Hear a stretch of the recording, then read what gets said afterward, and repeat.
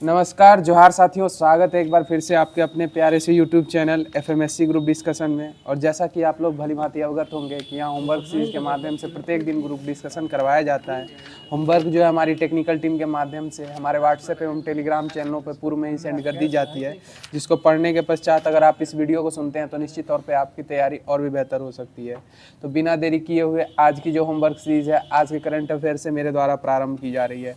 बताइएगा, हाल ही में भारतीय वायुसेना में किसके साथ इन सीटू एयर एक्सरसाइज की है? या थाईलैंड के साथ की है। हाल ही में भारतीय वायुसेना ने किसके साथ इन सीटू एयर एक्सरसाइज की है?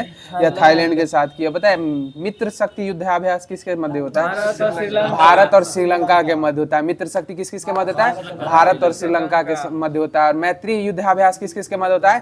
भैया भारत और थाईलैंड के मध्य होता है। मैत्री युद्धाभ्यास किसके मध्य होता है? भारत एवं थाईलैंड के मध्य होता है। बताइएगा, हाल ही में यूनिसेफ इंडिया ने लैंगिक समानता के लिए किसे मानद राजदूत नियुक्त किया है? या कीर्ति सेनन को किया है। हाल ही में यूनिसेफ इंडिया ने लैंगिक समानता के लिए किसे मानद राजदूत नियुक्त किया है? या कीर्ति सेनन को किया है। बताइएगा, हाल ही में चर्चा में रही पुस्तक Mother Mary comes to me, ये किसकी पुस्तक हो जाएगी? अरुंधति राय की हो जाएगी। The God of Small things किसकी पुस्तक है? यह भी अरुंधति राय की हो जाएगी। The God of Small Things and Mother Mary comes to me, ये भी किसकी पुस्तक हो जाएगी? अरुंधति रॉय की हो जाएगी। बताइएगा, हाल ही में NIRF इंडिया रैंकिंग 2025 की समग्र श्रेणी में किसे शीर्ष स्थान मिला है? यह IIT मद्रास को मिला है। हाल ही में NIRF इंडिया रैंकिंग 2025 की समग्र श्रेणी में किसे सर्वश्रेष्ठ स्थान मिला है? यह IIT मद्रास को मिला है। बताइएगा, हाल ही में दिल्ली के माधव गोपाल कामथ किस देश में आयोजित विश्व युवा स्क्रैबल चैंपियनशिप 2025 जीतने वाले पहले भारतीय बन गए हैं? या मलेशिया में हो जाएंगे। हाल ही में दिल्ली के माधव गोपाल कामथ किस देश में आयोजित विश्व युवा स्क्रैबल चैंपियनशिप 2025 जीतने वाले पहले भारतीय बन गए हैं? या मलेशिया हो जाएगा। बताइएगा, सुल्तान अजलान शाह ट्रॉफी का संबंध किस खेल से हो जाएगा? या हॉकी से संबंधित हो जाएगा। और यह किसके द्वारा, किस देश के द्वारा करवाया जाता है? मलेशिया के द्वारा ही करवाया जाता है। बताइएगा, ऑपरेशन ब्रह्मा कहाँ चलाया गया था? यह म्यांमार में चलाया गया था, भूकंप पीड़ितों को राहत देने के लिए। बताइएगा, हाल ही में केंद्र सरकार ने किसे डसॉल्ट राफेल जेट्स के लिए 3.25 लाख करोड़ की डील की मंजूरी की है? यह 114 हो जाएगा। हाल ही में केंद्र सरकार ने कितने डसॉल्ट राफेल जेट्स के लिए 3.25 लाख करोड़ की डील को मंजूरी की है? यह 114 राफेल जेट्स के लिए की है। बताइएगा, हाल ही में एशिया कप हॉकी 2025 के फाइनल में भारत किसको हराकर चैंपियन बना था? या दक्षिण कोरिया को हरा के बना था? किसको बनाया था? दक्षिण कोरिया को हरा के भारत चैंपियन बना था। बताइएगा, हाल ही में चर्चा में रही पुस्तक ऑपरेशन सिंदूर जो है वह किसने लिखी है? यह KGS ढिल्लो के द्वारा लिखी है। किसके द्वारा लिखी है? KGS ढिल्लो द्वारा लिखी गई है। बताइएगा, हाल ही में तमिलनाडु में आत्मसम्मान आंदोलन की 100वीं वर्षगांठ मनाई गई है। इस आंदोलन को किसने प्रारंभ किया था? EV रामास्वामी के द्वारा किया गया था। किसके द्वारा स्टार्ट किया गया था? EV रामास्वामी के द्वारा आत्मसम्मान आंदोलन की शुरुआत की गई थी। बताइएगा, हाल ही में अदानी पावर ने किस देश में वांगचू जल विद्युत परियोजना स्थापित करने के लिए समझौता किया है? या भूटान में हो जाएगा। हाल ही में अदानी पावर ने किस देश में वांगचू जल विद्युत परियोजना स्थापित करने को समझौता किया है? या भूटान में हो जाएगा। और सेफ अंडर 17 फुटबॉल चैंपियनशिप जो भारत ने बांग्लादेश को पराजित करके जीती है, ये इसका आयोजन कहाँ किया गया था? भूटान में ही किया गया था। भूटान थिम्पू में किया गया था। भूटान की राजधानी थिम्पू में आयोजित किया गया था। बताइएगा, हाल ही में देश का दूसरा ट्यूलिप गार्डन कहाँ प्रारंभ हुआ है? यह हिमाचल प्रदेश हो जाएगा। हाल ही में देश का दूसरा ट्यूलिप गार्डन कहाँ प्रारंभ हुआ है? हिमाचल प्रदेश। और पहला कहाँ हुआ था? जम्मू कश्मीर में। कहाँ हुआ था? पहला जम्मू कश्मीर में, श्रीनगर में हुआ था ट्यूलिप गार्डन। बताइएगा, हाल ही में कैंसर के टीके एंटोरोमिक्स का अनावरण किसने किया है? यह रूस के द्वारा किया गया। हाल ही में कैंसर के टीके एंटोरोमिक्स का अनावरण किसने किया है? यह रूस के द्वारा किया गया। बताइएगा, हाल ही में अहमदाबाद में होने वाली 11वीं एशियाई इक्वेटिक चैंपियनशिप 2025 के लिए कौन सा शुभांकर लॉन्च किया गया है? यह जलवीर लॉन्च किया गया। हाल ही में अहमदाबाद में होने वाली 11वीं एशियाई इक्वेटिक्स चैंपियनशिप 2025 के लिए कौन सा शुभांकर लॉन्च किया गया? जलवीर लॉन्च किया गया है। बताइएगा, हाल ही में उच्च सागर संधि BBNJ के तहत कानून बनाने के लिए किसकी अध्यक्षता में 12 सदस्यीय मसौदा समिति का गठन किया गया है? यह संजय उपाध्याय के अध्यक्षता में किया गया। किनकी अध्यक्षता में किया गया? संजय उपाध्याय की अध्यक्षता में किया गया है। बताइएगा, हाल ही में भारत की पहली म्यूजिकल रोड का अनावरण कहाँ हुआ है? यह मुंबई में हुआ है। हाल ही में भारत की पहली म्यूजिकल रोड का अनावरण कहाँ हुआ है? यह मुंबई में म्यूजिकल रोड का अनावरण हुआ है। बताइएगा, हाल ही में विश्व चैंपियन गुकेश को हराने वाले सबसे कम उम्र के ग्रैंड मास्टर कौन हो गए हैं? अभिमन्यु मिश्रा हो जाएंगे, या भारतीय मूल के अमेरिकी हो जाएंगे, भारतीय मूल के अमेरिकी हो जाएंगे अभिमन्यु मिश्रा। बताइएगा, हाल ही में दुनिया का पहला सिरेमिक अपशिष्ट पार्क कहां प्रारंभ करने की घोषणा की गई है? यह खुर्जा उत्तर प्रदेश हो जाएगा। हाल ही में दुनिया का पहला सिरेमिक अपशिष्ट पार्क कहां प्रारंभ करने की घोषणा की गई है? यह खुर्जा उत्तर प्रदेश हो जाएगा। बताइएगा, हाल ही में भारत के पहले विदेशी अटल नवाचार केंद्र का उद्घाटन कहाँ हुआ है? यह अबू धाबी में हुआ है। कहाँ हुआ? अबू धाबी में। हाल ही में भारत के पहले विदेशी अटल नवाचार केंद्र का उद्घाटन कहाँ हुआ है? अबू धाबी यूएई में हो जाएगा। बताइएगा, हाल ही में चर्चा में रही संभव प्रणाली का संबंध किससे हो जाएगा? यह इंडियन आर्मी से संबंधित हो जाएगा, जो मैसेजिंग हो जाएगा, मैसेजिंग के लिए संभव प्रणाली हो जाएगी। हाल ही में चर्चा में रही संभव प्रणाली का संबंध किससे हो जाएगा? भारतीय सेना से हो जाएगा संबंधित। बताइएगा, केंद्र सरकार 300 करोड़ की लागत से अगली पीढ़ी की सुनामी चेतावनी प्रणाली का क्षेत्रीय सेवा केंद्र कहां प्रारंभ करेगी? या अंडमान निकोबार में करेगी? केंद्र सरकार 300 करोड़ की लागत से अगली पीढ़ी की सुनामी चेतावनी प्रणाली का क्षेत्रीय सेवा केंद्र कहां प्रारंभ करेगी? अंडमान निकोबार द्वीप समूह में प्रारंभ करेगी। बताइएगा, हाल ही में लॉन्च भारत के पहले महिला त्रिसेवा जल यात्रा अभियान समुद्री प्रदक्षिणा का संबंध किससे हो जाएगा? यह त्रिवेणी से हो जाएगा। हाल ही में लॉन्च भारत के पहले महिला त्रिसेवा जल यात्रा अभियान समुद्री प्रदक्षिणा का संबंध किससे हो जाएगा? त्रिवेणी से संबंधित हो जाएगा। बताइए, हाल ही में चर्चा में रहे डिफरेंट बट नो लेस पुस्तक का संबंध किससे हो जाएगा? यह अनुपम खेर से संबंधित हो जाएगा। हाल ही में चर्चा में रही पुस्तक डिफरेंट बट नो लेस, यह पुस्तक किससे संबंधित हो जाएगी? अनुपम खेर से संबंधित हो जाएगी। बताइए, हाल ही में भ्रष्टाचार से निपटने के लिए एआई मंत्री डायला को नियुक्त करने वाला दुनिया का पहला देश कौन सा देश है? यह अल्बानिया हो जाएगा। हाल ही में भ्रष्टाचार से निपटने के लिए एआई मंत्री डायला को नियुक्त करने वाला दुनिया का पहला देश कौन सा देश हो जाएगा? अल्बानिया हो जाएगा। बताइएगा, हाल ही में भारत सरकार ने निजी कंपनियों को पहली स्वदेशी वैक्सीन एडफालेक्सीवेस बनाने का लाइसेंस दिया है। इस वैक्सीन का संबंध किससे हो जाएगा? या मलेरिया से संबंधित हो जाएगा। और मलेरिया रोग में कौन सा मानव शरीर का कौन सा अंग प्रभावित होता है? तिल्ली प्रभावित होता है। कौन सा अंग प्रभावित होता है? तिल्ली, आरबीसी। बताइएगा, हाल ही में सर्वोच्च न्यायालय ने किस रोग के इलाज में स्टेम सेल थेरेपी पर रोक लगाई है? यह ऑटिज्म। हाल ही में सर्वोच्च न्यायालय ने किस रोग के इलाज में स्टेम सेल थेरेपी पर रोक लगाई है? यह ऑटिज्म रोग में हो जाएगा। बताइएगा, हाल ही में भारतीय नौसेना ने आईएनएस अरावली को कहां कमीशन किया है? यह गुरुग्राम हरियाणा में किया है। हाल ही में भारतीय नौसेना ने आईएनएस अरावली को कहां कमीशन किया है? यह गुरुग्राम हरियाणा में किया। बताइए, हाल ही में लिवरपूल विश्व मुक्केबाजी चैंपियनशिप में 57 किलो वर्ग में किसने स्वर्ण पदक जीता है? यह जैस्मिन के द्वारा जीता गया। किसके द्वारा जीता गया? जैस्मिन के द्वारा जीता गया। जैस्मिन भसीन है ना। बताइएगा, हाल ही में 160 किलोमीटर की घंटा की रफ्तार के साथ भारत की सबसे तेज ट्रेन का खिताब किसने हासिल किया है? यह नमो भारत के द्वारा हासिल किया गया। हाल ही में 160 किलोमीटर प्रति घंटा की रफ्तार के साथ भारत की सबसे तेज ट्रेन का खिताब किसने हासिल किया है? यह नमो भारत के द्वारा हासिल किया गया। बताइए, हाल ही में अंतर्राष्ट्रीय इलेक्ट्रो टेक्निकल आयोग की 89वीं आम बैठक कहां प्रारंभ हुई है? यह नई दिल्ली में प्रारंभ हुई है। हाल ही में अंतर्राष्ट्रीय इलेक्ट्रो टेक्निकल आयोग की 89वीं आम बैठक कहां प्रारंभ हुई है? यह नई दिल्ली में प्रारंभ हुई है। बताइए, हाल ही में किस देश के सर्वम एआई ने गूगल जेमिनी और चैट जीपीटी को पीछे छोड़ा है? यह भारत। हाल ही में किस देश के सर्वम एआई ने गूगल जेमिनी और चैट जीपीटी को पीछे छोड़ा है? यह भारत का हो जाएगा सर्वम एआई। बताइएगा, महिला हॉकी एशिया कप 2025 का उपविजेता कौन सी टीम रही थी? यह अपना भारत रही थी। और विजेता कौन सी टीम थी? चीन रही थी। बताइएगा, हाल ही में केंद्रीय गृह मंत्री अमित शाह ने भारत के सबसे बड़े वीर सावरकर खेल परिसर का उद्घाटन कहाँ किया है?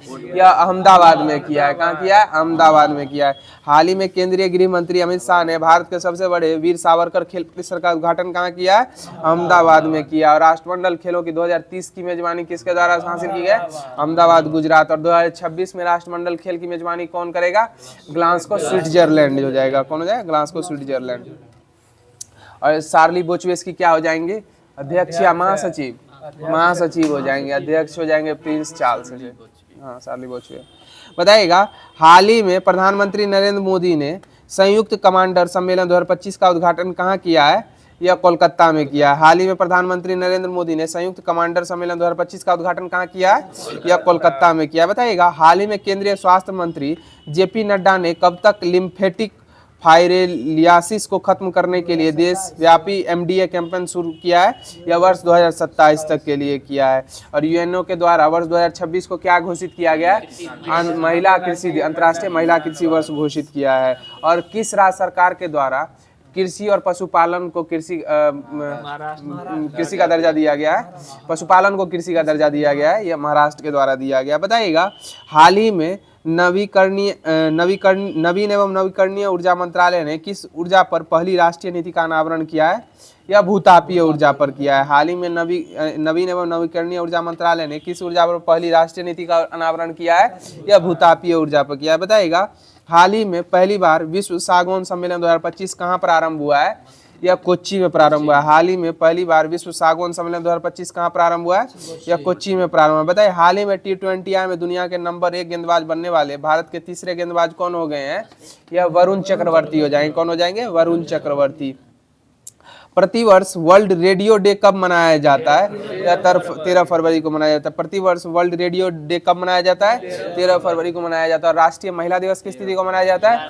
13 फरवरी को ही राष्ट्रीय महिला दिवस मनाया जाता है। सरोजिनी नायडू का जन्म दिवस। बताइएगा हाल ही में शून्य मातृत्व दर प्राप्त करने वाला पहला केंद्र शासित प्रदेश कौन सा हो गया है? यह पुदुचेरी हो जाएगा। हाल ही में शून्य मातृत्व मृत्यु दर प्राप्त करने वाला पहला केंद्र शासित प्रदेश कौन हो जाएगा? पुदुचेरी हो जाएगा। बताइएगा हाल ही में ऑस्कर 2026 में अंतर्राष्ट्रीय फीचर पुरस्कार श्रेणी में भारत की आधिकारिक प्रविष्टि के रूप में किसे चुना गया है?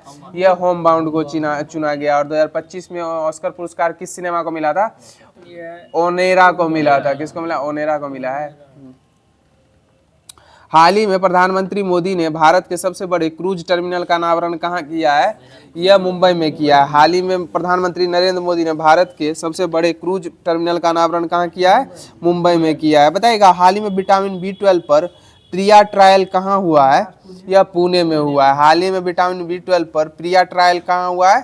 पुणे में हुआ। विटामिन B12 का रासायनिक नाम क्या हो जाएगा? साइनोकोबालामीन। और इसी में एकमात्र विटामिन है जिसमें कोबाल्ट पाया जाता है।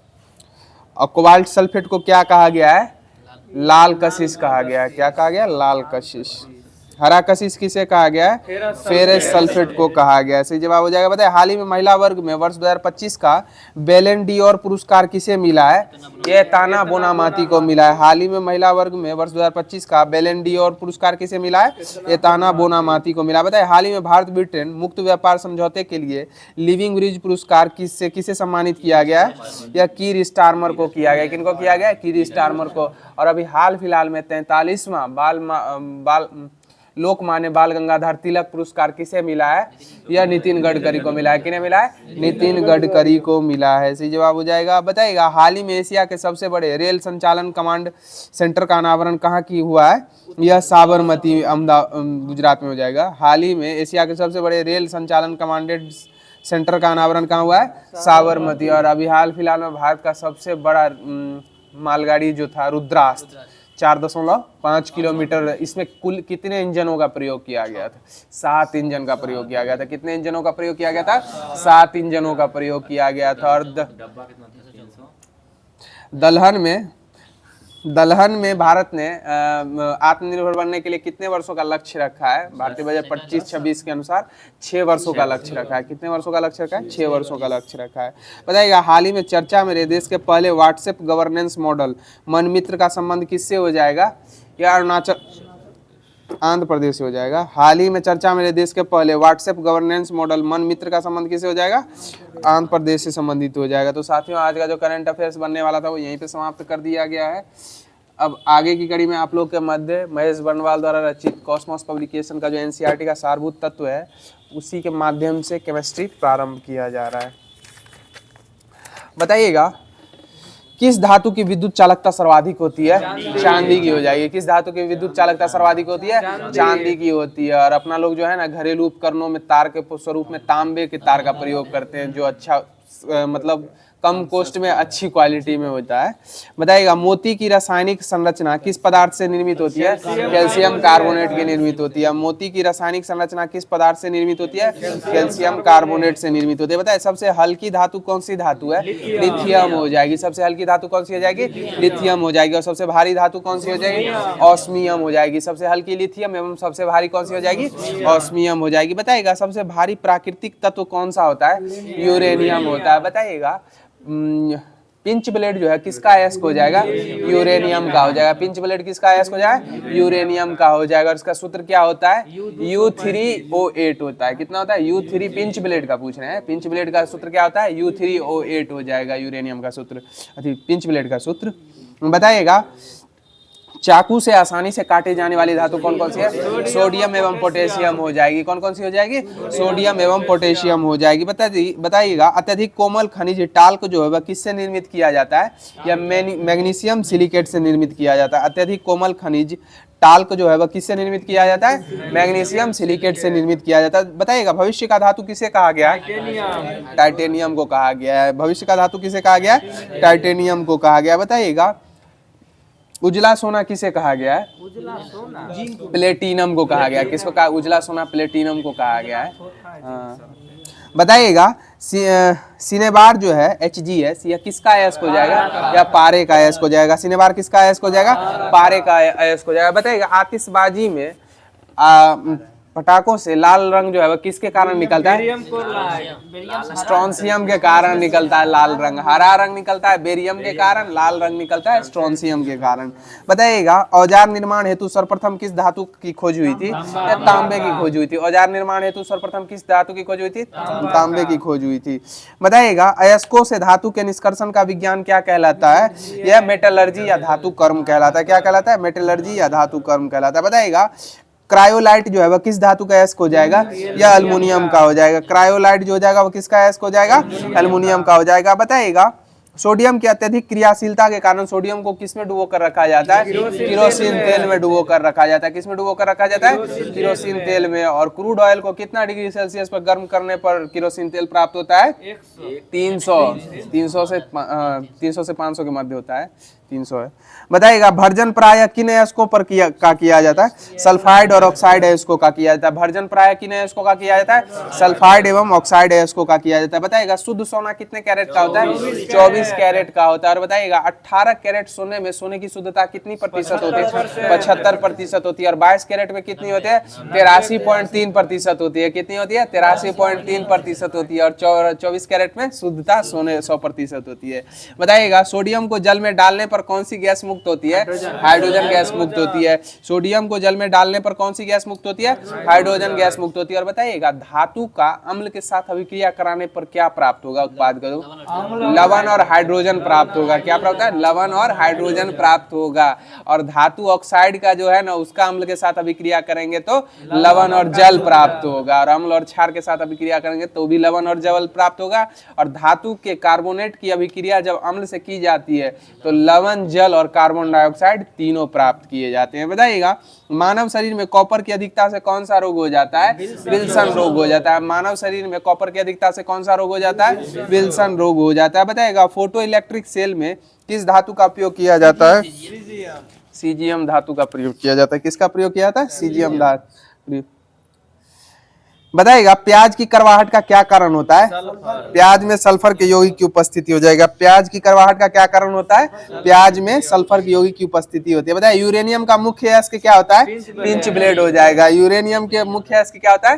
पिंच ब्लेड होता है। बताइएगा हरा कशिश का सूत्र क्या हो जाएगा? FeSO4 × 7H2O हो जाएगा। और नीला कशिश का क्या हो जाएगा? CuSO4 × 5H2O हो जाएगा। बताइएगा द्रवित सोडियम का उपयोग नाभिकीय भट्टियों में किसके रूप में किया जाता है? शीतलक के रूप में किया जाता है। द्रवित सोडियम का उपयोग नाभिकीय भट्टियों में किसके रूप में किया जाता है? शीतलक के रूप में किया जाता है।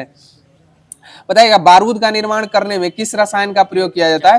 पोटेशियम नाइट्रेट का प्रयोग किया जाता है। बारूद का निर्माण करने के लिए किस रसायन का प्रयोग किया जाता है? पोटेशियम नाइट्रेट का प्रयोग किया जाता है। पता है वह कौन सी धातु है जो अपने ही ऑक्साइड की परत से सुरक्षित हो जाती है? यह एल्युमिनियम हो जाएगी। और एल्युमिनियम ऑक्साइड की प्रवृत्ति कैसी होती है? उभयधर्मी प्रवृत्ति की होती है। बताइएगा सबसे कठोर धातु कौन सी होती है? प्लेटिनम हो जाएगी सबसे कठोर धातु। टंगस्टन भी होता है। बताइएगा शल्य क्रिया में पट्टियों के रूप में किस रासायनिक पदार्थ का प्रयोग किया जाता है? कैल्शियम सल्फेट का प्रयोग किया जाता है। किसका प्रयोग किया जाता है? कैल्शियम सल्फेट का प्रयोग किया जाता है। बताइएगा माणिक्य और नीलम जो होते हैं वो रासायनिक रूप से किसके ऑक्साइड होते हैं? या एल्युमिनियम के ऑक्साइड के स्वरूप होते हैं। तो साथियों कॉस्मोस पब्लिकेशन के माध्यम से जो रसायन दिया गया था वो समाप्त कर दिया गया। अब आगे की कड़ी में आप लोग के मध्य कॉस्मोस पब्लिकेशन से ही बायो स्टार्ट किया जा रहा है। बताइएगा अधिपादप अन्य पौधे पर क्यों निर्भर होते हैं? या यांत्रिक सहारे के लिए होते हैं। किसके लिए होते हैं? यांत्रिक सहारे के लिए। जंतु और पादप के मध्य की कड़ी कौन हो जाएगा? यूग्लिना हो जाएगा। और कवक और शैवाल के मध्य की सजीवी संबंधी हो जाएगा। बताइएगा टीक और माइक जो है वह किस जीव वंश से संबंधित है? या मकड़ी वंश से संबंधित हो जाएगा। टीक और माइक किस जीव वंश से संबंधित है? मकड़ी से। और सफेद चींटी किसे कहा गया है? दीमक को कहा गया। किसको कहा गया? दीमक को सफेद चींटी कहा गया। बताइएगा जुगनू की चमक किस एंजाइम के कारण होती है? यह लूसीफेरस के कारण होती है। किसके कारण होती है? लूसीफेरस एंजाइम के कारण दीमक की चमक जुगनू की चमक की एंजाइम किस एंजाइम के कारण होती है? लूसीफेरस के कारण होती है। बताइएगा सन हेम्प्रेसे जो है वह किससे प्राप्त किए जाते हैं? या फ्लोएम से प्राप्त किए जाते हैं। सन हेम्प्रेसे किससे प्राप्त किया जाता है? फ्लोएम से प्राप्त किया जाता है। बताइएगा लेग हीमोग्लोबिन जो है वह किस में पाया जाता है? यह लेग्यूम मूल ग्रंथियों में पाया जाता है। लेग हीमोग्लोबिन किस में पाया जाता है? यह लेग्यूम मूल ग्रंथियों में पाया जाता है। बताइए डार्विन की पुस्तक on the origin of species कब प्रकाशित हुई थी? 1859 में हो जाएगी। और बताइएगा जैव विकास के पक्ष में किस स्रोत को प्रत्यक्ष प्रमाण प्राप्त होते हैं? या किस स्रोत से प्रत्यक्ष प्रमाण प्राप्त होते हैं? या जीवाश्मों से प्राप्त होते हैं। जैव विकास के पक्ष में किस स्रोत से प्रत्यक्ष प्रमाण प्राप्त होते हैं? या जीवाश्मों से प्राप्त होते हैं। द डिसेंट ऑफ मैन किसकी पुस्तक है? ये भी डार्विन की हो जाएगी। द डिसेंट ऑफ मैन किसकी पुस्तक हो जाएगी? यह भी डार्विन की हो जाएगी। बताएगा जीवों के उद्विकास के संदर्भ में कौन सा अनुक्रमण सही होता है? या सैलमेंडर, अजगर और कंगारू हो जाएंगे। जीवों के उद्विकास के संदर्भ में कौन सा अनुक्रमण सही होता है? सैलमेंडर, अजगर और कंगारू हो जाएंगे। बताइएगा किन कशेरुकी जीवों में कंकाल पूर्णतः अनुपस्थित होता है? यह सरीसृप में हो जाएगा। किन कशेरुकी जीवों में कंकाल पूर्णतः अनुपस्थित होता है? यह सरीसृपों में अनुपस्थित होता है। बताइएगा कॉकरोच और सिल्वर फिश में किस प्रकार का परिसंचरण तंत्र होता है? खुला परिसंचरण होता है। कॉकरोच और सिल्वर फिश में किस प्रकार का परिसंचरण तंत्र होता है? खुला परिसंचरण तंत्र होता है। बताइएगा स्तनपायी भ्रूण के उत्सर्जनी उत्पाद किसके द्वारा बाहर उत्सर्जित किए जाते हैं? या प्लेसेंटा के माध्यम से किया जाते हैं। स्तनपायी भ्रूण के उत्सर्जनीय उत्पाद किसके द्वारा बाहर किए उत्सर्जित किए जाते हैं? या प्लेसेंटा के द्वारा किया जाता है। और प्लेसेंटा को क्या कहा गया हिंदी में? अपरा कहा गया। क्या कहा गया? अपरा। प्लेसेंटा को हिंदी में क्या कहा जाता है? अपरा कहा जाता है। बताइएगा चमगादड़ जो है वह कैसा प्राणी हो जाएगा? यह वार्म ब्लडेड प्राणी हो जाएगा। कैसा प्राणी हो जाएगा? वार्म ब्लडेड प्राणी हो जाएगा। बताइएगा सबसे स्तनपायी तो ही है। सबसे बड़ा पक्षी जो तेज गति से दौड़ता है परंतु उड़ नहीं सकता है? यह शुतुरमुर्ग हो जाएगा। शुतुरमुर्ग हो जाएगा। क्या हो जाएगा? शुतुरमुर्ग अर्थात ऑस्ट्रिच हो जाएगा। बताइएगा नमक युक्त मिट्टी में उगने वाले पादप क्या कहलाते हैं? हेलोफाइट्स कहला जाएंगे। क्या कहलाएंगे? हेलोफाइट्स कहलाएंगे। और रेगिस्तान में उगने वाले पौधे क्या है? जीरोफाइट्स कहलाते हैं। रेगिस्तान में उगने वाले पौधे क्या कहलाते हैं? जीरोफाइट्स कहलाते हैं। बताइएगा लिग्निन नामक पदार्थ जो है वह कहाँ जमा होता है? यह जाइलम ऊतक में जमा होता है। लिग्निन नामक पदार्थ कहाँ जमा होता है? जाइलम ऊतक में जमा होता है। डीएनए संश्लेषण तथा हिस्टोन प्रोटीन कोशिका चक्र की किस प्रवस्था में बनते हैं? यह एस प्रवस्था में बनते हैं। डीएनए संश्लेषण तथा हिस्टोन प्रोटीन कोशिका चक्र की किस प्रवस्था में बनते हैं? एस प्रवस्था में बनते हैं। बताए डूबने से हुई मृत्यु का पता लगाने के लिए किस जीव का महत्व होता है? डाइटम हो जाएगा। जीव डूबने से हुई मृत्यु का पता लगाने के लिए कौन सा जीव आवश्यक होता है? डाइटम हो जाएगा। बताइएगा पपीते का पीला रंग किसके कारण होता है? कैरिका जेंथिन के कारण होता है। किसके कारण होता है? कैरिका जेंथिन के कारण होता है। बताइए पौधे के किस भाग से हल्दी प्राप्त होता है? तने से प्राप्त होता है। पौधे के किस भाग से हल्दी प्राप्त होता है? तने से प्राप्त होता है। और बताइएगा आलू जो है वह किस भाग से प्राप्त होता है? तना से ही प्राप्त होता है। आलू जो है तने का स्वरूप ही हो जाएगा। और बताइएगा चिप्स बनाने के लिए किस किस्म के आलू का प्रयोग होता है? चिप्सोना हो जाएगा। क्या हो जाएगा? चिप्सोना किस्म की आलू का प्रयोग होता है। और आपका अल्फांसो जो हो जाएगा वो मीठे आम की हो जाएगी। बताइएगा कवक कोशिका में संचित होने वाले खाद्य पदार्थ वो कौन सा है? यह ग्लाइकोजोन हो जाएगा। कवक कोशिका में संचित होने वाला खाद्य पदार्थ कौन सा होता है? ग्लाइकोजोन। और बताइएगा पादप अपने अंदर भोजन के संग्रहण के रूप में किसको संग्रहित करते हैं? यह स्टार्च अर्थात कार्बोहाइड्रेट को संग्रहित करते हैं। किसको संग्रहित करते हैं? स्टार्च अर्थात कार्बोहाइड्रेट को। बताइएगा तालाबों और कुएं में किस जंतु को छोड़ देने से मच्छरों में नियंत्रण करने में मदद मिलती है? यह गेम्बूसिया फिश हो जाएगी। क्या हो जाएगी? गेम्बूसिया फिश के कारण होती है। बताइए बिस्फेनॉल है, यह क्या हो जाएगा? बिस्फेनॉल यह खाद्य संवेष्टन सामग्री के विकास के लिए प्रयोग में लाए जाने वाला रसायन हो जाएगा बिस्फेनॉल। बताइएगा मृदा के प्रयोग के बिना केवल जल एवं खनिज की सहायता से पौधों के उगाने की विधि को क्या कहा जाता है? हाइड्रोपोनिक्स कहा जाता है। और न मिट्टी का प्रयोग किया जाए, न पानी जल का प्रयोग किया जाए, इसमें एरोपोनिक्स कहा जाता है। क्या कहा जाता है? एरोपोनिक्स कहा जाता है। बताइएगा प्रतिजैविक जो होते हैं मुख्यतः किससे प्राप्त किए जाते हैं? या जीवाणुओं से प्राप्त किए जाते हैं। एंटीबायोटिक्स मुख्यतः किससे प्राप्त किए जाते हैं? जीवाणुओं से ही प्राप्त किए जाते हैं। बताइएगा यीस्ट कोशिका में कौन सा मुख्य विकार उपस्थित होता है? विकर उपस्थित होता है या जाइमेज हो जाएगा। यीस्ट कोशिका में कौन सा मुख्य विकर उपस्थित होता है? या जाइमेज हो जाएगा। बताइए क्यूनिन अथवा कुनैन जो है किसकी छाल से प्राप्त होता है? सिनकोना की छाल से प्राप्त होता है। कुनिन और कुनैन किसकी छाल से प्राप्त होता है? सिनकोना की छाल से प्राप्त होता है। बताइए मेंडल ने अपने वंशागति नियमों को प्रतिपादित करने में किस पौधे का प्रयोग किया था? मटर पौधे का प्रयोग किया था। हाँ, गार्डन पी का प्रयोग किया था। बताइएगा आधुनिक आनुवांशिकी का जनक किसे कहा जाता है? ग्रेगर जॉन मेडल को कहा जाता है। आधुनिक आनुवांशिकी का जनक किसे कहा जाता है? ग्रेगर जोहान मेडल को कहा जाता है। बताइए सूखा सहिष्णुता से संबंधित हार्मोन कौन सा हार्मोन हो जाएगा? एब्सेसिक अम्ल हो जाएगा। कौन हो जाएगा? एब्सेसिक अम्ल। और पादपों में वृद्धि अवरोधक हार्मोन कौन सा है? एब्सेसिक अम्ल ही हो जाएगा। सूखा सहिष्णुता से संबंधित हार्मोन कौन हो जाएगा? एब्सेसिक अम्ल हो जाएगा। बताइए अधिकांश एंजाइम जो है वह किस ताप पर सर्वाधिक सक्रिय होते हैं? यह 20 से 35 डिग्री सेल्सियस पे सर्वाधिक सक्रिय होते हैं अधिकांश एंजाइम। बताइएगा सीप, घोंगा, स्क्विड, कौड़ी, ऑक्टोपस और कटल फिश जो है वह किस संघ के प्राणी हो जाएंगे? मोलस्का संघ के हो जाएंगे, जो संख्या में दूसरे स्थान पे हो जाएगा। और सबसे बड़ा जंतु संघ कौन सा हो जाएगा? ऑर्थोपोडा हो जाएगा, जिसमें कीट पतंगी वगैरह सब आते हैं।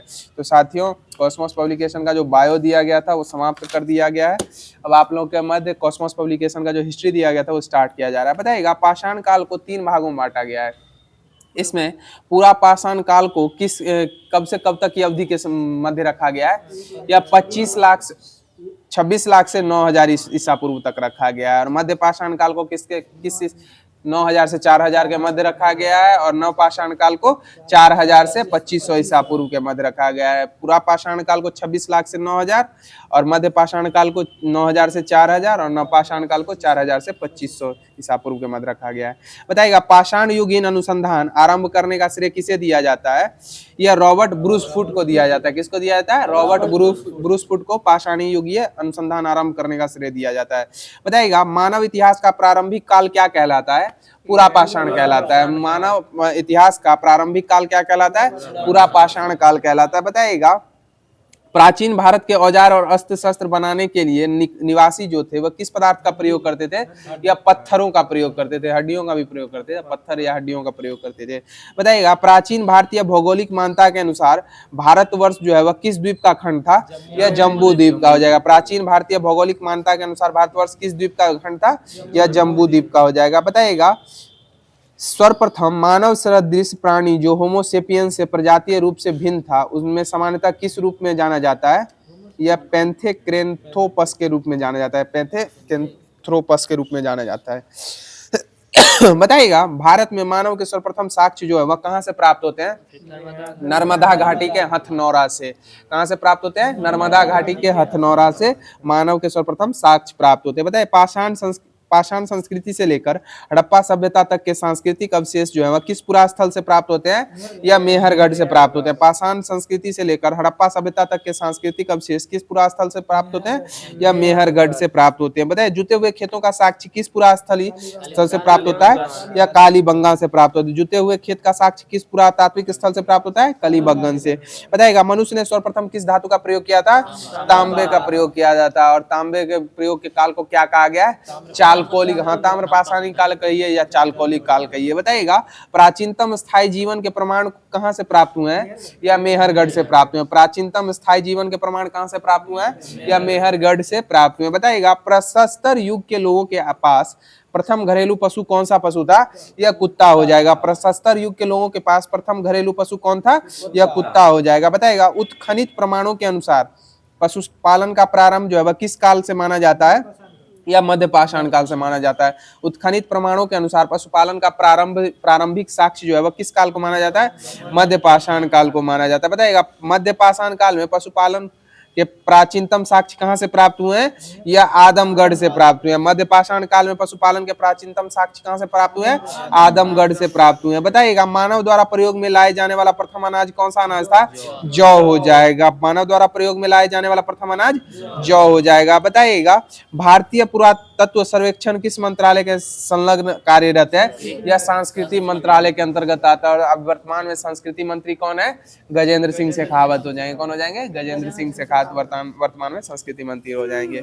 बताइएगा सबसे बड़ा ताम्रपाषाणी स्थल जो है वह कौन सा स्थल है, यह दायमाबाद हो जाएगा। कौन हो जाएगा, दायमाबाद हो जाएगा। बताइएगा काले मृदभांड जो थे वह सफेद रेखीय चित्रों से सजे हुए थे, यह किस स्थान में प्राप्त हुए हैं, यह ताम्रवती में प्राप्त। कहां से प्राप्त हुए हैं, ताम्रवती से। बताइएगा नवपाषाण शब्द का सर्वप्रथम प्रयोग किस व्यक्ति ने किया था, यह जॉन लुबाक के द्वारा किया गया था। किसके द्वारा किया गया था, जॉन लुबाक के द्वारा सर्वप्रथम नवपाषाण शब्द का प्रयोग 1865 में किया गया था। तो साथियों कॉस्मोस पब्लिकेशन के माध्यम से जो भी होमवर्क दिया गया था वो डिस्कशन के माध्यम से समाप्त कर दिया गया है। अब आगे की कड़ी में आप लोगों के मध्य लुसेंट सीरीज के माध्यम से जो हिस्ट्री दिया गया था वो स्टार्ट किया जा रहा है। बताइएगा दल खालसा को किस व्यक्ति के नेतृत्व में रखा गया था जिसने बाद में 12 दलों को विभाजित किया था, यह जस्सा सिंह अहलूवालिया के नेतृत्व में। दल खालसा को किसके नेतृत्व में रखा गया जिसे बाद में 12 दलों में विभाजित किया गया, यह जस्सा सिंह अहलूवालिया हो जाएंगे। और इन्हें 12 विभाजित दलों को क्या कहा गया था, मिसल कहा गया था। क्या कहा गया था, मिसल कहा गया था। बताइए मिसल शब्द का अरबी भाषा में मिसल होता है, लेकिन इसका हिंदी में अर्थ क्या हो जाएगा, सामान्य हो जाएगा। क्या हो जाएगा, सामान्य हो जाएगा, समान यानी बराबरी का। बताइएगा रंजीत सिंह जो है वह कब लाहौर के शासक बने थे, या 1798-99 में बने थे। रंजीत सिंह कब लाहौर के शासक बने थे, 1798-99 में लाहौर के शासक बने थे। बताइएगा महाराजा रंजीत सिंह और चार्ल्स मैकेंटॉफ के मध्य अमृतसर की संधि कब हुई थी, या 1809 में के मध्य हुई थी। कब हुई थी, 1809 में हुई थी। बताइएगा रंजीत सिंह के राज्य जो थे वो 4 सूबों में बटे हुए थे। कौन कौन से सूबे हो जाएंगे, या पेशावर, कश्मीर, लाहौर और मुल्तान हो जाएंगे। पेशावर, कश्मीर, लाहौर और मुल्तान 4 महाराजा रंजीत सिंह के 4 सूबे, जो राज्य के 4 सूबे थे वो बटे हुए थे। बताइएगा महाराजा रंजीत सिंह के विदेश मंत्री कौन थे, फकीर अजीजुद्दीन हो जाएंगे। कौन हो जाएंगे, फकीर अजीजुद्दीन हो जाएंगे महाराजा रंजीत सिंह के विदेश मंत्री। महाराजा रंजीत सिंह के वित्त मंत्री कौन थे, यह दीनानाथ हो जाएंगे। महाराजा रंजीत सिंह के वित्त मंत्री कौन थे, दीनानाथ हो जाएंगे। बताइएगा महाराजा रंजीत सिंह की मृत्यु कब हो गई थी, यह 1839 में महाराजा रंजीत सिंह की मृत्यु हो गई थी। महाराजा रंजीत सिंह की मृत्यु कब हो गई थी, 1839 में हो गई थी। बताइएगा प्रथम आंग्ल सिख युद्ध जो है वह कब हुआ था, यह 1845-46 में हुआ था। प्रथम आंग्ल सिख युद्ध कब हुआ था, 1845-46 में हुआ था। और द्वितीय आंग्ल सिख युद्ध कब हुआ था, 1849 में हुआ था। द्वितीय आंग्ल सिख युद्ध कब हुआ था, 1849 में हुआ था।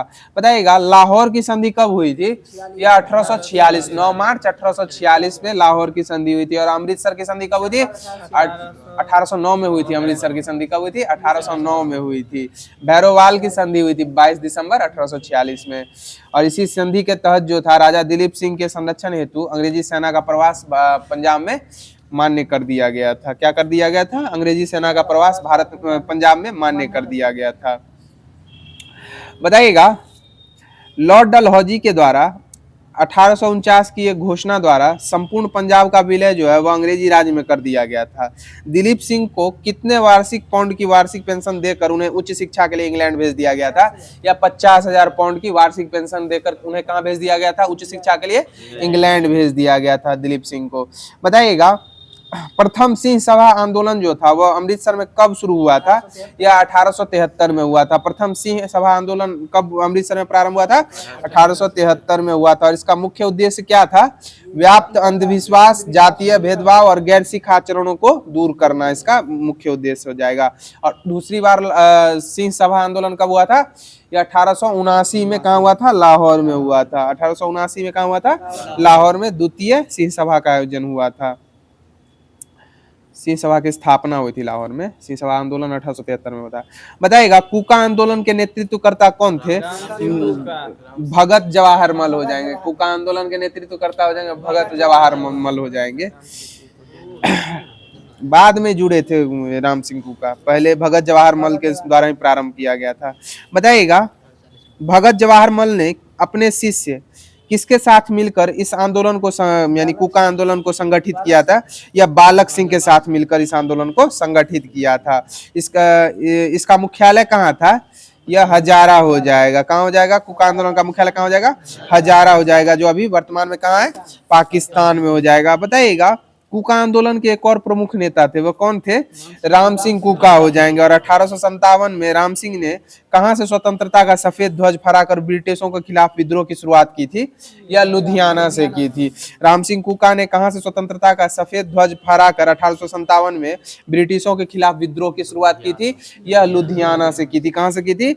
लुधियाना से की थी। बताइएगा कब कुका कार्यकर्ताओं ने मलेरकोटला और मालोद पर हमला कर दिया था, जिसके बाद ब्रिटिश सरकार ने कड़ी कार्रवाई की थी?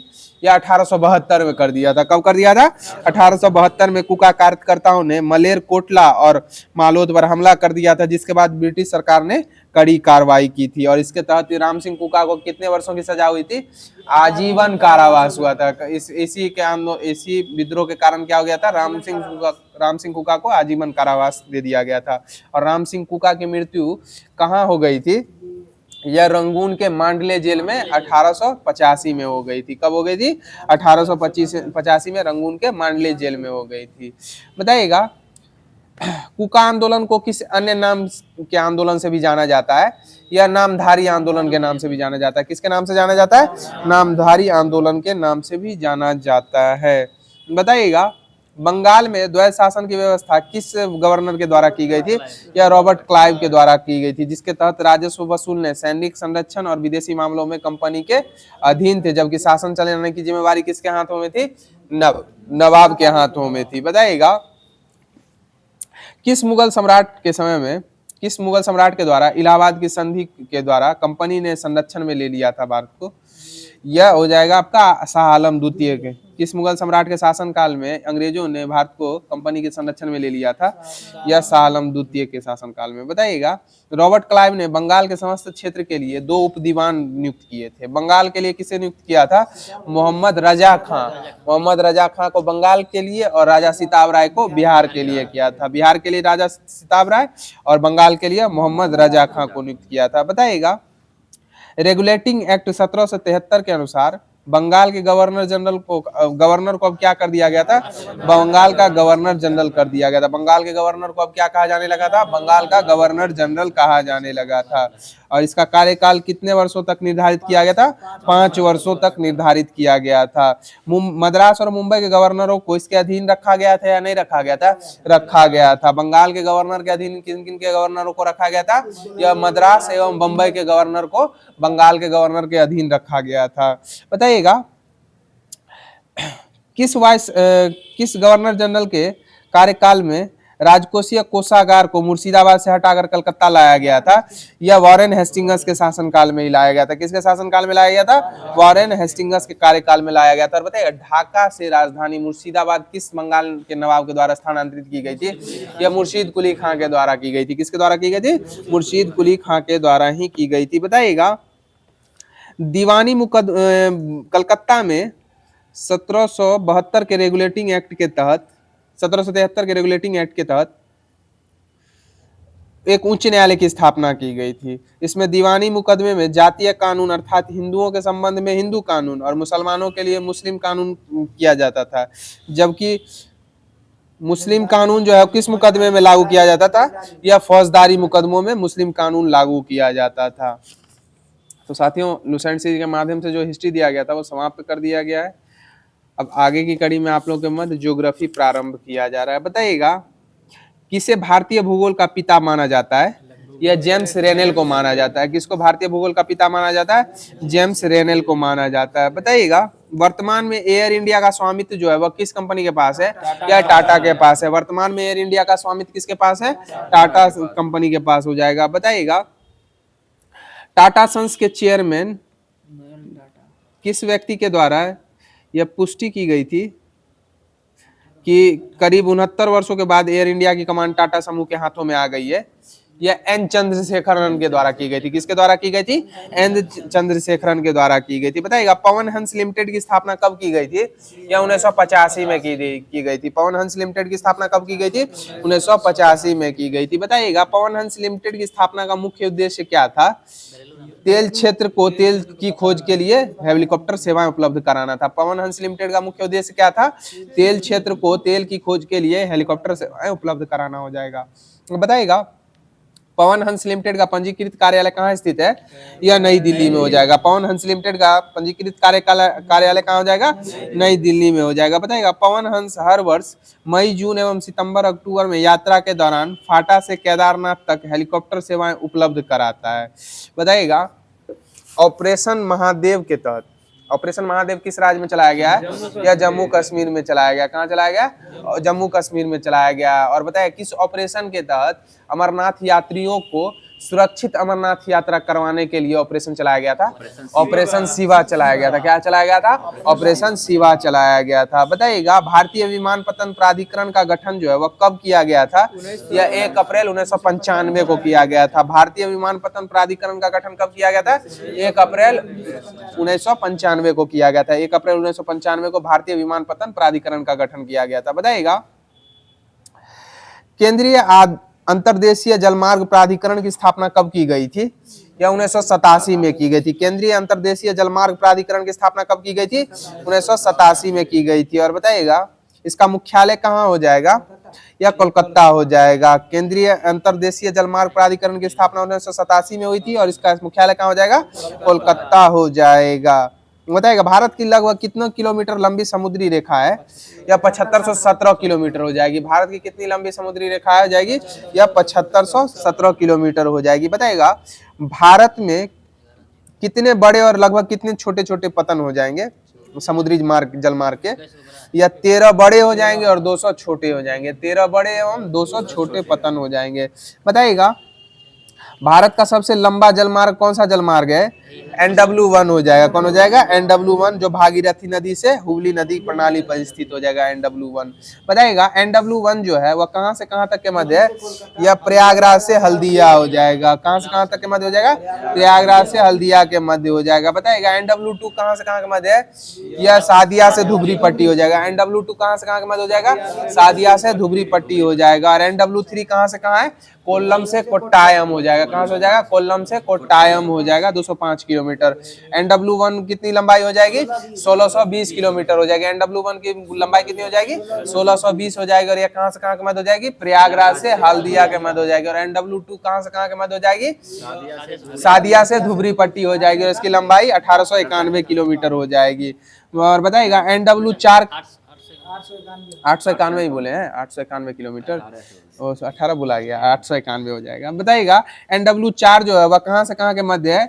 या काकीनाडा से मरकक्का नाम के मध्य हो जाएगी। NW4 कहां से कहां के मध्य हो जाएगी? काकीनाडा से मरकक्का नाम के मध्य हो जाएगी। 1095 किलोमीटर हो जाएगी NW4।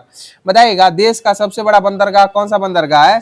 यह मुंबई हो जाएगा। देश का सबसे बड़ा बंदरगाह कौन सा बंदरगाह हो जाए? मुंबई हो जाएगा। और बड़े बंदरगाहों का नियंत्रण केंद्र सरकार करती है, जबकि छोटे बंदरगाहों का कौन करती है? यह समवर्ती सूची में शामिल है, जिसका प्रबंधन राज्य सरकार के द्वारा किया जाता है। प्रबंधन संबंधी राज्य सरकार के द्वारा किया जाता है। देश का सर्वश्रेष्ठ प्राकृतिक बंदरगाह कौन सा बंदरगाह? विशाखापट्टनम हो जाएगा। देश का सबसे बड़ा सर्वश्रेष्ठ प्राकृतिक बंदरगाह कौन हो जाएगा? विशाखापट्टनम हो जाएगा। बताइएगा विशाखापट्टनम बंदरगाह जो है वह सबसे बड़ा सबसे गहरा बंदरगाह है। यह किस चट्टान के पीछे स्थित है? यह डॉल्फिनोज चट्टान के पीछे हो जाएगा। किस चट्टान के पीछे हो जाएगा?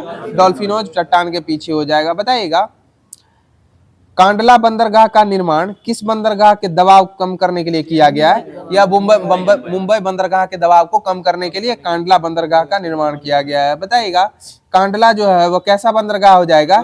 या ज्वारीय बंदरगाह हो जाएगा। कांडला कैसा बंदरगाह हो जाएगा?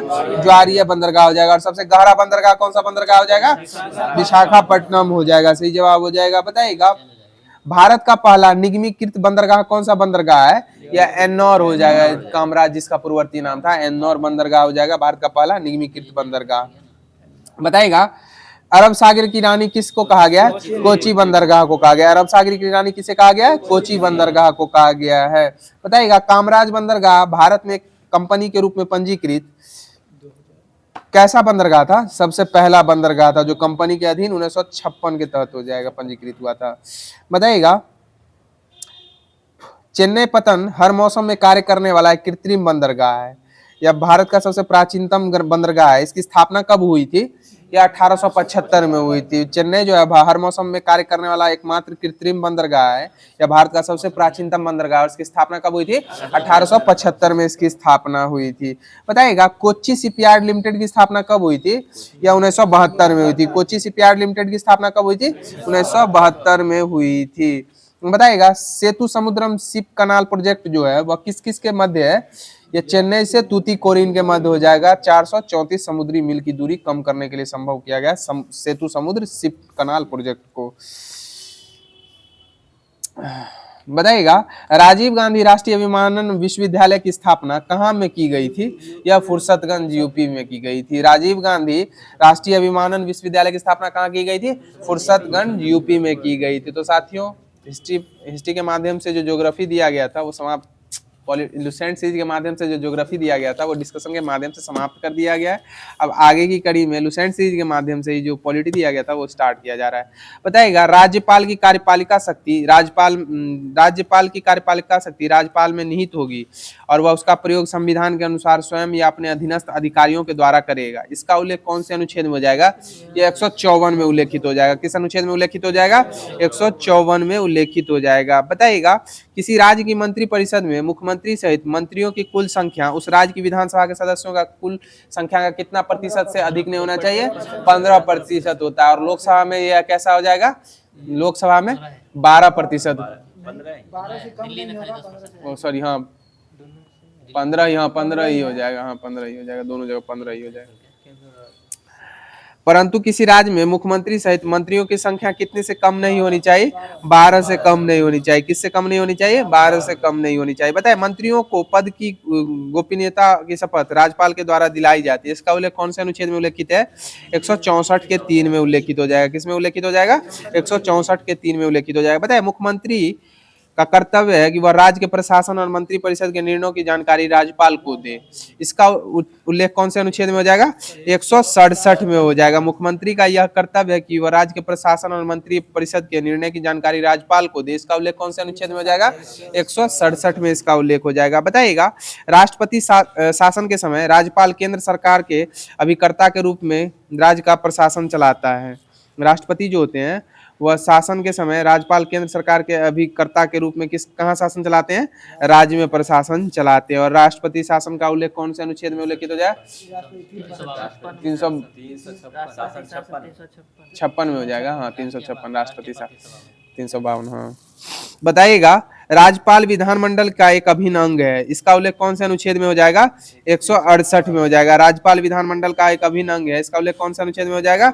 168 में उल्लेखित हो जाएगा। बताइए राज्यपाल का विशेष अभिभाषण यह किस अनुच्छेद में उल्लेखित है?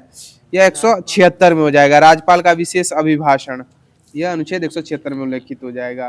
बताइएगा राज्यपाल जो है प्रत्येक वित्तीय वर्ष में वित्त मंत्री को विधानमंडल के सम्मुख वार्षिक वित्तीय विवरण प्रस्तुत करने के लिए कहता है। इसका उल्लेख कौन से अनुच्छेद में हो जाएगा? यह 202 में हो जाएगा उल्लेखित। किस अनुच्छेद में उल्लेखित हो जाएगा? 202 में यह उल्लेखित है कि राज्यपाल प्रत्येक वित्तीय वर्ष में वित्त मंत्री को विधानमंडल के सम्मुख वार्षिक वित्तीय विवरण प्रस्तुत करने के लिए कहेगा।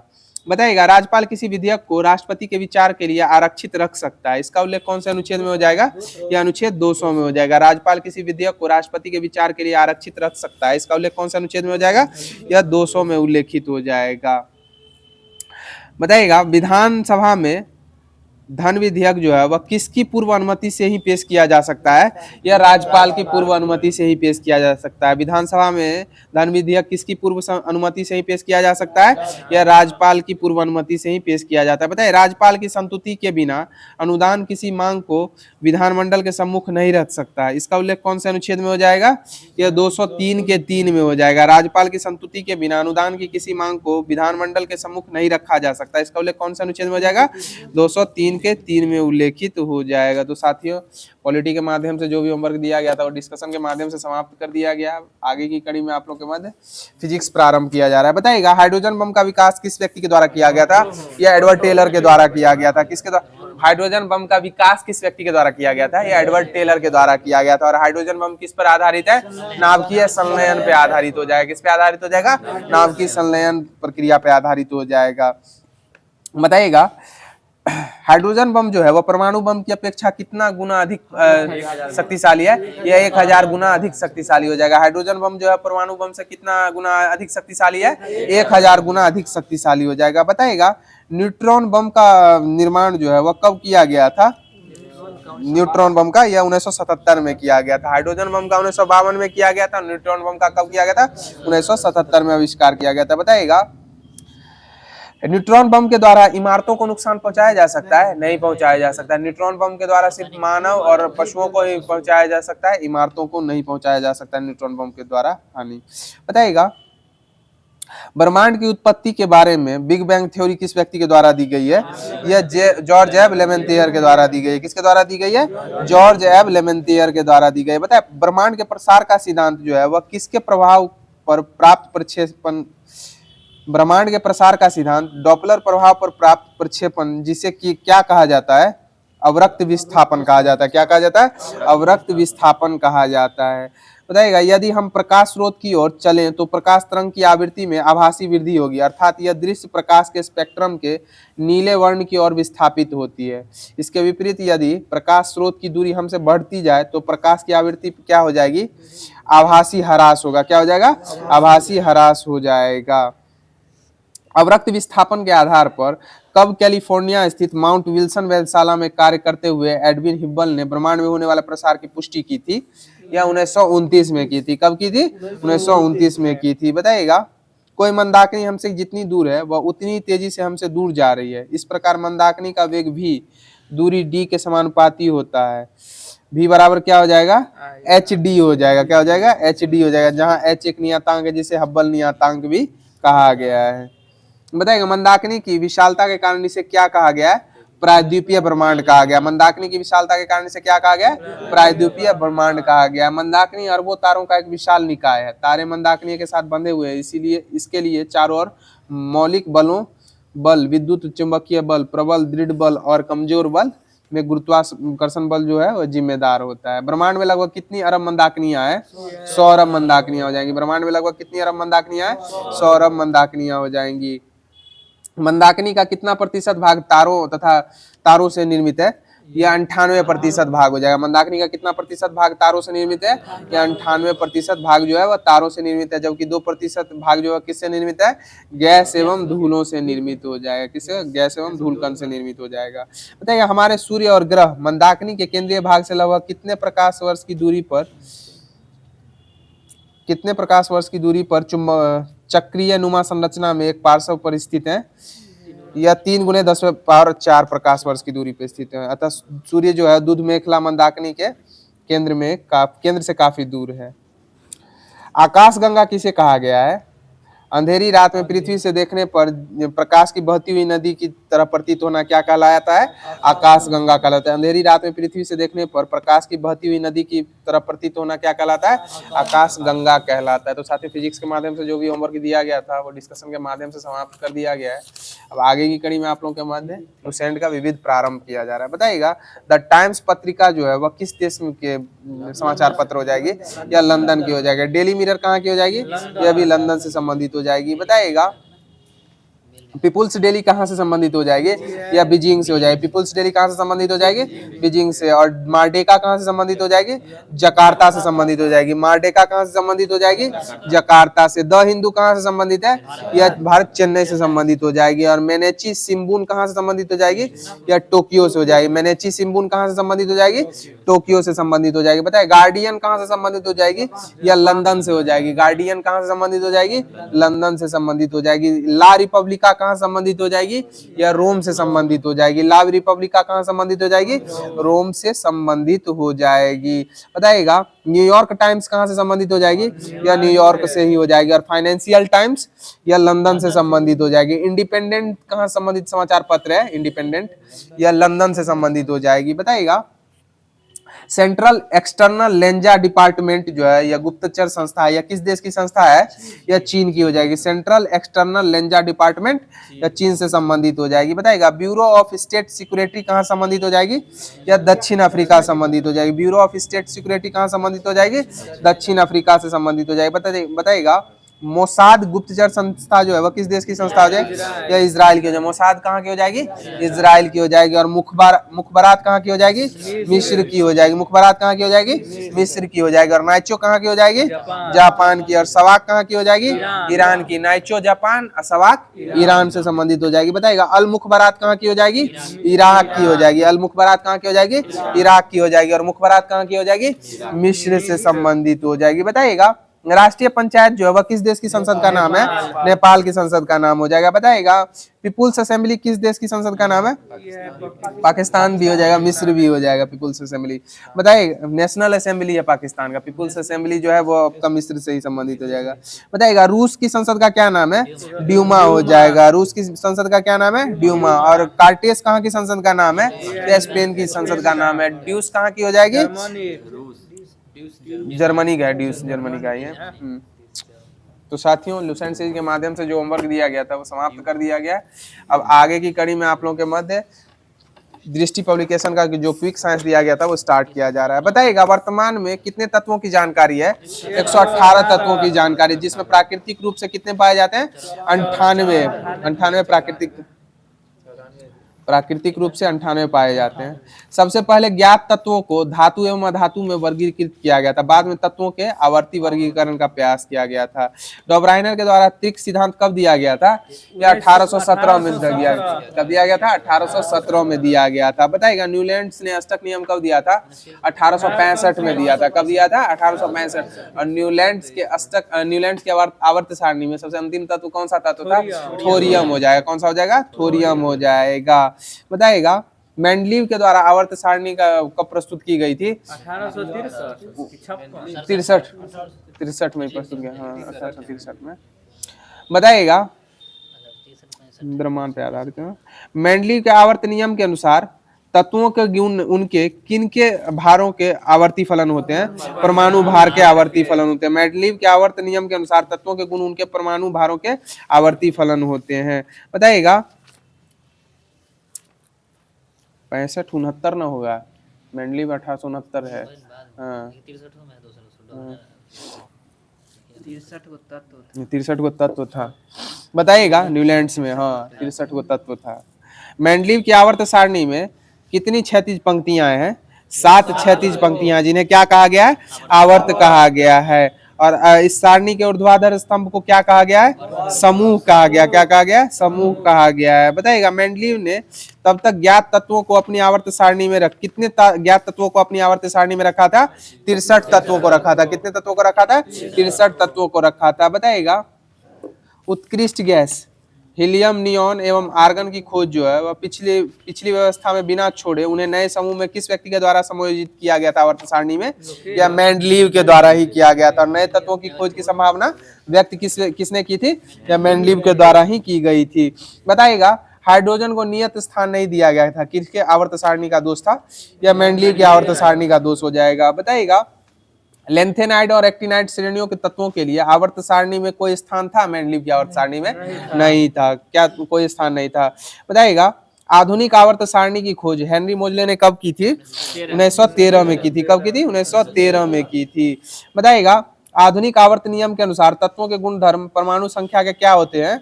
आवर्ती फलन होते हैं। आधुनिक आवर्त नियम के अनुसार तत्वों के गुण धर्म उनके परमाणु संख्या क्या होते हैं? आवर्ती फलन होते हैं। बताइए आधुनिक आवर्त सारणी में कितनी क्षैतिज पंक्तियां हैं? 7 क्षैतिज पंक्तियां हो जाएंगी। और कितने ऊर्ध्वाधर स्तंभ है?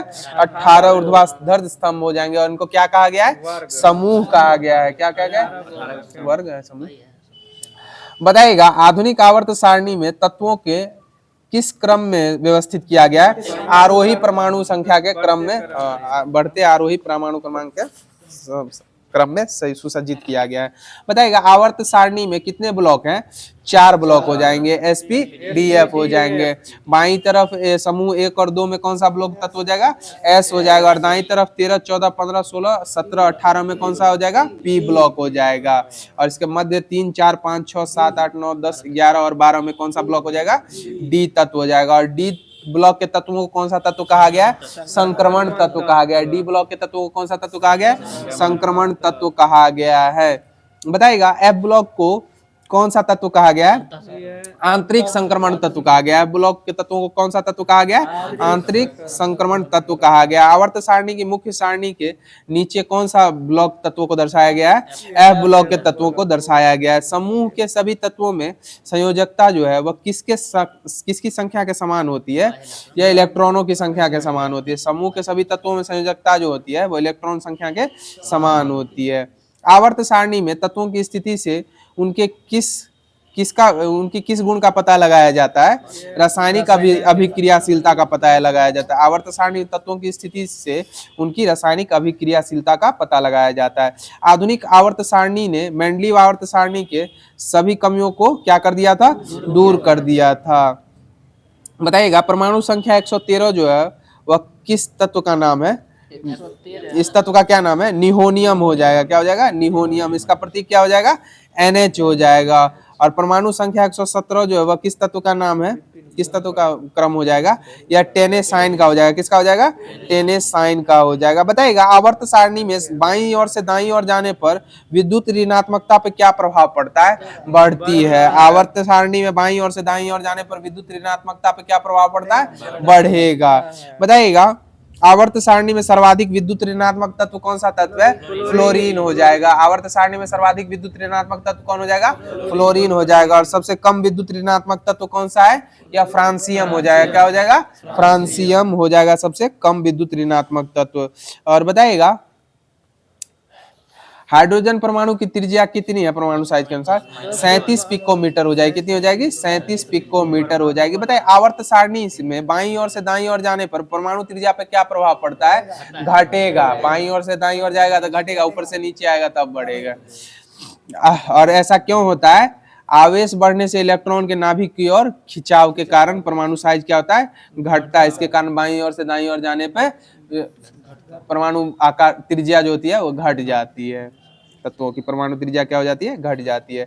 बताइएगा धातुओं में इलेक्ट्रॉन त्याग करने की प्रवृत्ति को क्या कहा गया है? विद्युत धनात्मकता कहा गया। क्या? विद्युत धनात्मकता कहा गया। बताइएगा आवर्त में बाईं ओर से दाईं ओर जाने पर संयोजकता कक्ष में इलेक्ट्रॉनों पर क्रिया करने वाला क्या आवेश क्या हो जाता है? प्रभावी आवेश या बढ़ जाता है। आवर्त सारणी बाईं ओर से दाईं ओर जाने पर संयोजकता कक्ष में इलेक्ट्रॉनों पर क्रिया करने वाला प्रभावी आवेश क्या हो जाता है? बढ़ जाता है। इलेक्ट्रॉन त्यागने की प्रवृत्ति बाईं ओर से दाईं ओर जाने पर क्या होती है? घट जाती है। बाईं ओर से दाईं ओर जाने पर इलेक्ट्रॉन त्यागने की प्रवृत्ति क्या हो जाती है? घट जाती है। बताइए आवर्त में बाईं ओर से दाईं ओर जाने पर आध्यात्मिक गुण पे क्या प्रभाव पड़ता है? बढ़ जाएगा। बाईं ओर से दाईं ओर जाने पर आध्यात्मिक गुण क्या हो जाएगा? बढ़ जाएगा। समूह में ऊपर से नीचे जाने पर आध्यात्मिक गुण पे क्या हो जाएगा? प्रभाव आध्यात्मिक गुण कम हो जाएगा। ऊपर से नीचे आने पर आध्यात्मिक गुण घट जाएगा। बाएं से दाएं जाने पर बढ़ेगा। धातुओं में ऑक्साइड जो होते हैं, धातुओं के ऑक्साइड ये कैसी प्रवृत्ति के होते हैं? क्षारीय प्रवृत्ति के होते हैं। और अधातुओं के ऑक्साइड कैसी प्रवृत्ति के होते हैं? अम्लीय प्रवृत्ति के होते हैं। किसी उदासीन परमाणु से एक इलेक्ट्रॉन निकालने के लिए आवश्यक ऊर्जा को कौन सी ऊर्जा कहा गया है? आयनन ऊर्जा कहा गया। किसी उदासीन परमाणु से एक इलेक्ट्रॉन निकालने के लिए आवश्यक ऊर्जा को कौन सी ऊर्जा कहा गया है? आयनन ऊर्जा कहा गया है। और आवर्त में बाईं से दाईं ओर जाने पर तत्वों के प्रथम आयनन विभव क्या हो जाते हैं? बढ़ने लगते। क्या होता है? बढ़ते हैं।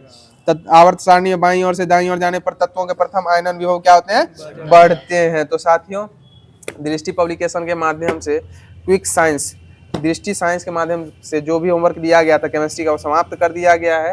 और आगे की कड़ी में आप लोगों के मध्य स्पीडी पब्लिकेशन का जो करंट अफेयर्स दिया गया था वो स्टार्ट किया जा रहा है। बताइएगा, भारत के पहले एआई आधारित गैर इनोवेटिव रक्त परीक्षण उपकरण किस शहर में लॉन्च किए गए हैं? यह हैदराबाद में लॉन्च किया। भारत के पहले एआई आधारित गैर इनोवेटिव रक्त परीक्षण उपकरण किस शहर में लॉन्च किए गए हैं? यह हैदराबाद में लॉन्च किया गया। और भ्रष्टाचार को कम करने के लिए किस देश के द्वारा डायला एआई मंत्री नियुक्त किया गया? अल्बानिया के द्वारा किया गया। किस देश की पहली एआई मंत्री हो जाएंगे? बताइए, किस देश की महिला क्रिकेटर कैथरीन ब्राइस ने अप्रैल 2025 के लिए ICC player of the month का सम्मान जीता था? यह स्कॉटलैंड की हो जाएंगी। कैथरीन ब्राइस कहाँ की हो जाएंगी? स्कॉटलैंड की। संसद में उत्कृष्ट योगदान के आधार पर कितने सांसदों को संसद रत्न पुरस्कार 2025 से सम्मानित किया गया था? 17 सांसदों को किया गया था। संसद में उत्कृष्ट योगदान के आधार पर कितने सांसदों को संसद रत्न पुरस्कार 2025 से सम्मानित किया गया था? 17 सांसदों को किया गया था। बताइएगा, विश्व स्वास्थ्य सभा WHO का 78वां सत्र कहाँ आयोजित किया गया था? यह जिनेवा में आयोजित किया गया था। विश्व स्वास्थ्य सभा WHO का 78वां सत्र कहाँ आयोजित किया गया था? यह जिनेवा में। नक्सली गतिविधियों को रोकने और नक्सलवाद को खत्म करने के लिए हाल ही में किस राज्य की पुलिस और सीआरपीएफ द्वारा संयुक्त रूप से ऑपरेशन ब्लैक फॉरेस्ट चलाया गया था? यह छत्तीसगढ़ में चलाया गया था। कहाँ चलाया गया था? छत्तीसगढ़ में चलाया गया था। जर्मनी में आयोजित ISSF जूनियर विश्व कप 2025 में किसने भारत के लिए पहला गोल्ड मेडल जीता है? यह कनक बदभार के द्वारा जीता गया। किसके द्वारा जीता गया? कनक बदभार के द्वारा। विश्व हाइड्रोजन शिखर सम्मेलन 2025 का आयोजन कहाँ किया गया था? यह नीदरलैंड में किया गया था। विश्व हाइड्रोजन शिखर सम्मेलन 2025 का आयोजन कहाँ किया गया था? नीदरलैंड में ही किया गया था। बताइएगा, भारत की पहली विस्टाडोम जंगल सफारी ट्रेन सेवा जो है वह किस राज्य में शुरू की गई है? यह उत्तर प्रदेश में की गई है। भारत की पहली विस्टाडोम जंगल सफारी से ट्रेन सेवा कहाँ शुरू की गई है? किस राज्य में? उत्तर प्रदेश में। भारत का पहला मानव युक्त गहरा समुद्री मिशन समुद्रयान को किस वर्ष लॉन्च किया जाएगा? यह 2026 में लॉन्च किया जाएगा। और चंद्रयान 4 जो है वह कब लॉन्च होगा? 2028 में। अब 27 कर दे, 28 से 28 देखे आए एडुटेरियम 28 27 कर दिया होगा, पता नहीं। किस राज्य में हाथी पालकों के लिए भारत का पहला महावत गांव बनाया गया है? यह तमिलनाडु में बनाया गया है। किस राज्य में हाथी पालकों के लिए भारत का पहला महावत गांव बनाया गया है? यह तमिलनाडु में बनाया गया है। सैफ अंडर 19 चैंपियनशिप 2025 का खिताब किसने जीता था? यह भारत के द्वारा जीता गया था। 15वें संसद रत्न पुरस्कार 2025 में किस राज्य ने सर्वाधिक पुरस्कार जीते थे? यह महाराष्ट्र के द्वारा जीते गए थे। किसके द्वारा जीते गए थे? महाराष्ट्र राज्य के द्वारा। बानू मुश्ताक ने किस भाषा के लिए पहला अंतर्राष्ट्रीय बुकर पुरस्कार 2025 जीता है? या कन्नड़ भाषा के लिए हार्टलैम्प। हाल ही में केंद्रीय औद्योगिक सुरक्षा बल की सब इंस्पेक्टर गीता समोता किस चोटी पर चढ़ने वाली पहली महिला अधिकारी बन गई हैं? या माउंट एवरेस्ट पे चढ़ने वाली पहली महिला अधिकारी बन गए हैं। किस राज्य में इंदिरा सौरागिरी जला विकासम योजना को लॉन्च किया गया है? या तेलंगाना में लॉन्च किया गया। किस राज्य में इंदिरा सौरागिरी जला विकासम योजना को लॉन्च किया गया है? या तेलंगाना में लॉन्च किया गया। चीन और किस देश के बीच गोल्डन ड्रैगन 2025 नामक सैन्य अभ्यास शुरू किया गया है? या कंबोडिया, चीन और कंबोडिया के मध्य गोल्डन ड्रैगन 2025 नामक सैन्य अभ्यास प्रारंभ किया गया। अमेजन में खोजे गए दुनिया के सबसे बड़े सांप का नाम क्या नाम दिया है? यह नॉर्दर्न ग्रीन एनाकोंडा नाम दिया। क्या नाम दिया है? नॉर्दर्न ग्रीन एनाकोंडा नाम दिया है। और आज का लास्ट क्वेश्चन हो जाएगा, खेलो इंडिया बीच गेम्स के पहले संस्करण का उद्घाटन कहाँ हुआ था? यह गोगला बीच दमन एवं दीव में हो जाएगा। गोगला बीच। और इसमें शीर्ष पे कौन सा राज्य रहा था? मणिपुर राज्य रहा था बीच गेम्स में। तो साथियों, आज की जो होमवर्क सीरीज थी वो यहीं पे समाप्त कर दी गई है। और जैसे कि ग्रुप का नियम है कि आप लोगों के लिए लास्ट में एक क्वेश्चन छोड़ा जाता है जिसका आंसर आप लोगों को अधिक से अधिक संख्या में कमेंट माध्यम से देना रहता है। तो क्वेश्चन ध्यान से सुन लीजिएगा। द ग्रेट रिवॉल्ट नामक पुस्तक के लेखक कौन हो जाएंगे? द ग्रेट रिवॉल्ट नामक पुस्तक के लेखक कौन हो जाएंगे? तो इस क्वेश्चन का आंसर आप लोग कमेंट माध्यम में अवश्य कीजिएगा। और हमारा ये ग्रुप डिस्कशन अच्छा लगता हो तो प्यारा सा दिल कमेंट माध्यम से भेजने का प्रयास अवश्य कीजिएगा। और जो भी साथी फर्स्ट टाइम हमारे इस चैनल पर विजिट कर रहे हैं उन सब साथियों से अनुरोध है कि इस वीडियो के डिस्क्रिप्शन में हमारे व्हाट्सएप एवं टेलीग्राम चैनलों का लिंक उपलब्ध है। उससे जुड़ने के पश्चात आप लोगों को होमवर्क पूर्व में ही मिल जाएगा, जिसको पढ़ने के पश्चात अगर आप इस वीडियो को सुनते हैं तो निश्चित तौर पर आपकी तैयारी और भी बेहतर हो सकती है। तो इन्हीं सब बातों से आप लोगों से लेते विदा, फिर अगले सेशन में मुलाकात होगी। जय हिंद, जय बिहार।